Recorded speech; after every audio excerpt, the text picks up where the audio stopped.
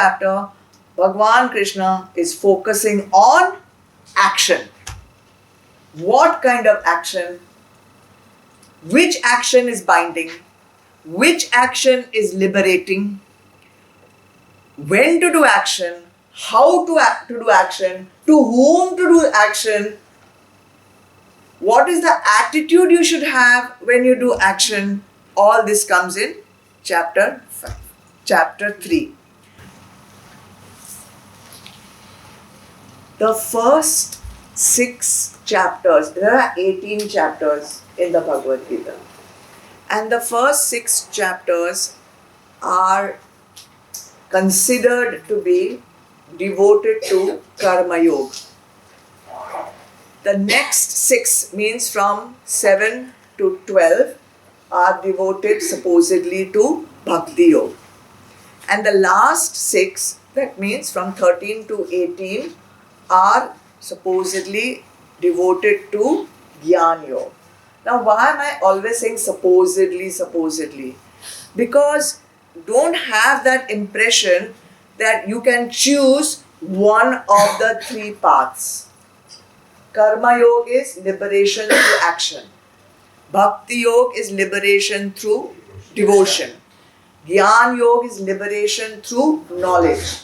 So the misconception is that, oh, I'm a very active person, so I should choose Karma Yoga. Oh, I'm a very emotional person, or I have a lot of Bhakti Bhav, so I should go only with Bhakti Yoga. Oh, I'm a very intellectual person, so I should go only with Jnana Yoga. These are not 3 mutually exclusive paths. They are all to be applied together in one's life.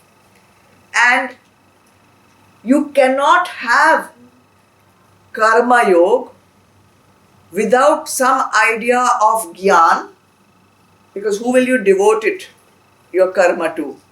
And you cannot also have it without Bhakti, because without Bhakti you will never be able to do Karma Yoga. And you cannot have just Bhakti without Gyan, because then you will be floating somewhere here, you will not be grounded in the knowledge. Similarly, you cannot just have Jnana Yoga without Bhakti, because then it will all be an intellectual gym exercise. You need to come south. You have to open the heart also. So you need all the 3 paths to merge together, not only serially but even consecutively. But if you cannot understand the Gyan, if your heart has not yet opened to Bhakti, because you cannot impose it on anyone, it has to open from within, then they say that start with Karma Yoga. Because Karma Yoga is liberation through action. And what are we doing every single nanosecond of our life? Action. Action is happening all the time. You neither have to take out any special time in the day कि पूजा करना है तो I have to do puja, so I should keep 1 hour aside. You don't have to keep some time aside for studying and getting Gyan. Every second we are doing action. Therefore, it is the easiest place to start. Secondly, why is it necessary to start with Karma Yoga? Because if you are not understanding, that means there is a barrier to your understanding. You understand? You understand that? If you are not understanding Gyan and all those abstract theories and principles and what is all this intangible and nirakar and this and sakar and what is all this? I don't understand all this. That means there is something coming in the way of your understanding. Getting it? In books, when you read, it will be called veil of ignorance, very poetic, but there is no actual veil. The veil which we talk about is our own impurities. Which impurities? Not germs and bacteria. Our faults. What faults? Kam, Krodh, Lobh, Moh, Mad, Matsarya. Our desires, our anger, our greed, our delusion, our pride, arrogance, and our jealousy. This is what is preventing us from understanding the basic, most simple principles of Vedanta. And what will remove that? Karma Yoga. That is what the Shastras say. Do Karma Yoga, free yourself from the 6 enemies which are within you. Which are the 6 enemies? Kam, Krodh, Lobh, Moh, Mat, Matsarya. So therefore, the first few chapters of Bhagavad Gita have been devoted to Karma Yoga, so that if at all, there is still some calm left in you, if at all there is some Krodh left in you, if at all there is some Lobh left in you, if at all any of these faults are there within you, by reading this and hopefully implementing it, you will get rid of those faults. You'll get rid of the faults. Wow! Mukti, liberation, straight away. Okay? So, let's start with verse number 8, which we stopped at because we didn't have much time last time. Let us read shlok number 8 again in Sanskrit. Niyatam kuru karma tvam karma jayo karmana sharira yatra pichate na prasiddhyeda karmana. Okay, Bijal, in your lawyer voice, loudly, English. Therefore, do you perform your allotted duty? For action is superior to inaction. Desisting from action, you cannot even maintain your body. Low. Take the meanings first. Tvam, you. Kuru, perform, do. Kuru. Who? Kauravas are also subject. They also do only all the time.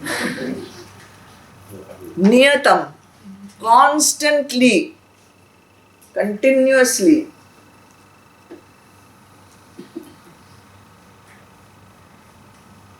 Karma, allotted duties, obligatory duties, prescribed duties.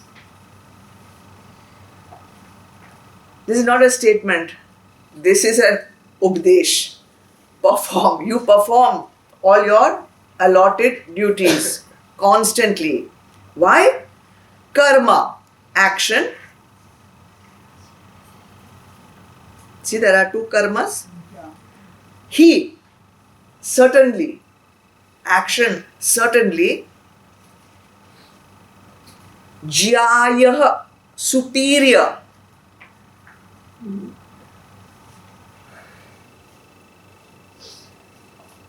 Akarmanah, inaction. Akarmanah.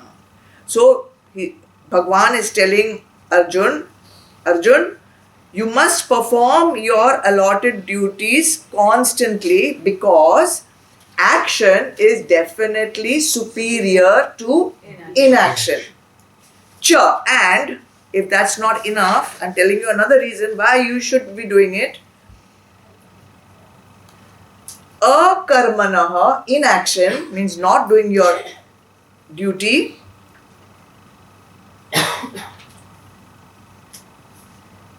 Na prasiddhyet, would not be possible, meaning it would not be possible.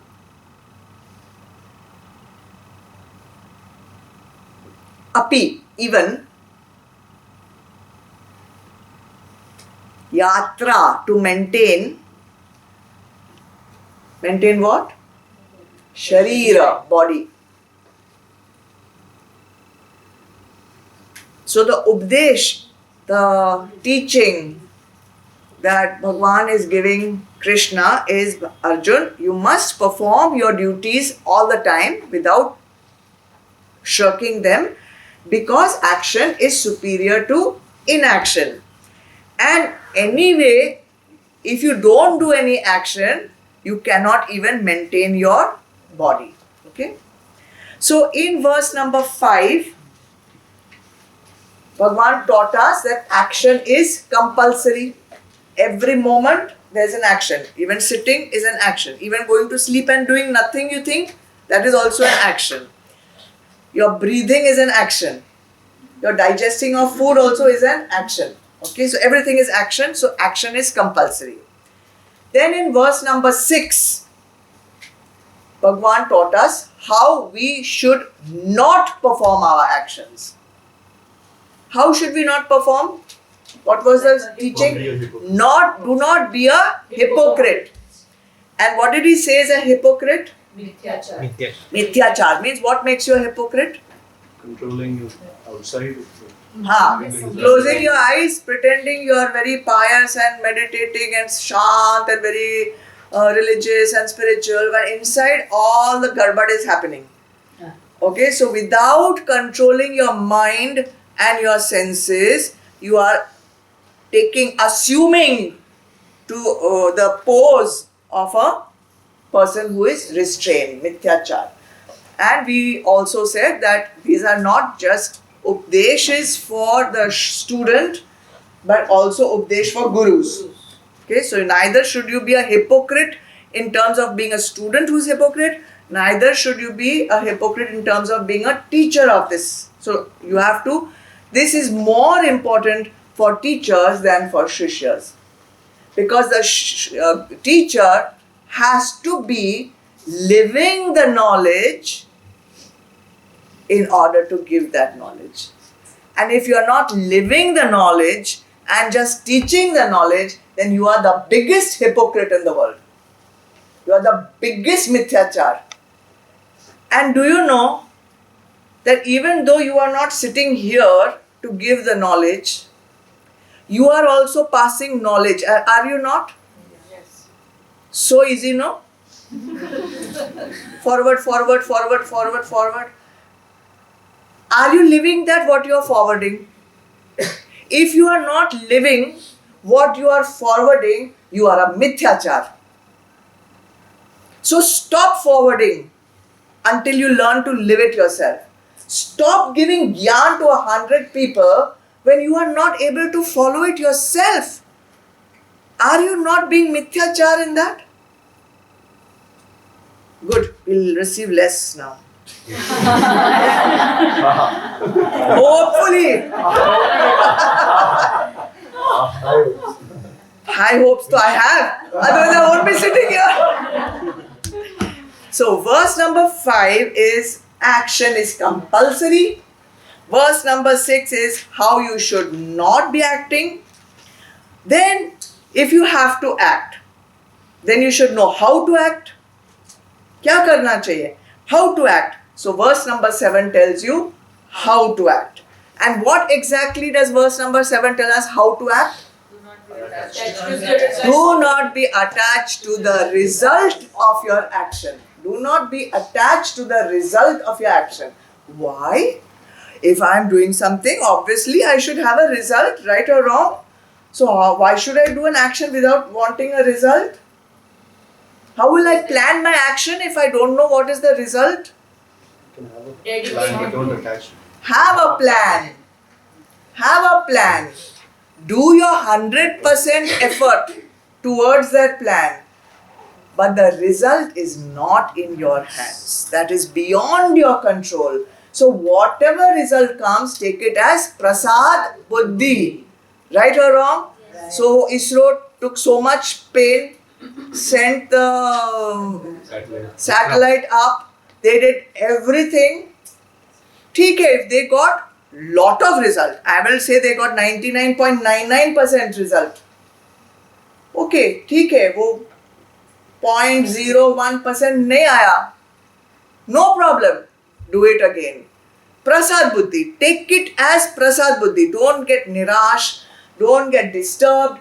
Don't get troubled. Certainly don't criticize. Certainly don't make jokes about it. Just accept it and say next time. And every situation, whether it is a failure or a success, is a teaching opportunity, is a learning opportunity rather. So from that, they learn something, they will implement that learning and they will attempt it again. And success is not just that you do something and you just get the success like that. Success is that if you don't succeed, you get up. You get up and you do it again. You get up. Don't take it as a defeat. There's one, or you all only send all these things now. It is not an end. It is just a bend, something.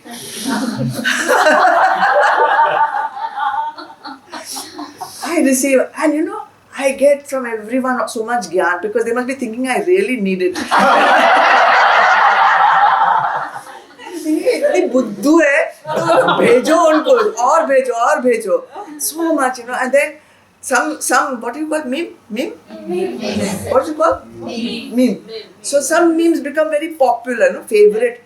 So everyone is like so from one meme, 10 people are sending, you know, 10 people, same thing. Whatever. Alright, so verse number 7 says, do whatever you have to do it 100%, take the result of that as with prasad buddhi. Okay? So therefore, the word in English comes no enjoyership. Most misunderstood word. It means that if you are on the spiritual path, you cannot enjoy yourself.